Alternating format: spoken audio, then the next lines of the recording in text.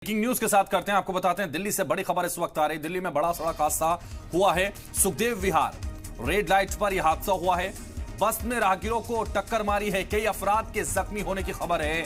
बस के brake fail होने की वजह से यह हादसा हुआ है। जरा के हवाले से खबर आ रही है, बस ने राहगीरों को टक्कर मारी है।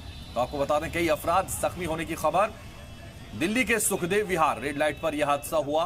रेड लाइट पर हादसा होने से आपको बता दें कई अफराद के जख्मी होने की खबर आ रही है और बस के ब्रेक फेल हुए हैं, ऐसे भी जराये के हवाले से खबर आ रही है। दिल्ली में बड़ा सड़क हादसा हुआ है। सुखदेव विहार रेड लाइट पर यह हादसा हुआ है। ये बड़ी जानकारी, ब्रेकिंग न्यूज इस वक्त आपकी टीवी स्क्रीन पर। बस ने राहगीरों को टक्कर मारी है और ये तस्वीरें भी आपको दिखा रहे हैं। कई अफराद के जख्मी होने की खबर आ रही है। और ज्यादा जानकारी के लिए इस वक्त हमारे रिपोर्टर सैयद मुबशिर हमारे साथ फोन लाइन पर जुड़ गए। सैयद मुबशिर, आपका रुख करूंगा और समझूंगा क्योंकि दिल्ली में सड़क का हादसा हुआ और ये बड़ा सड़क हादसा है कि अफराद के जख्मी होने की खबर है। क्या जानकारी इसको लेकर आपके पास? बिल्कुल, देखिए हैदर 4 बजे के आसपास की घटना बताई जा रही है जब मोदी मिल फ्लाईओवर से सुखदेव विहार की तरफ एक बस जा रही थी, जो क्लस्टर बस है, जो डीटीसी के अंडर में चलती है।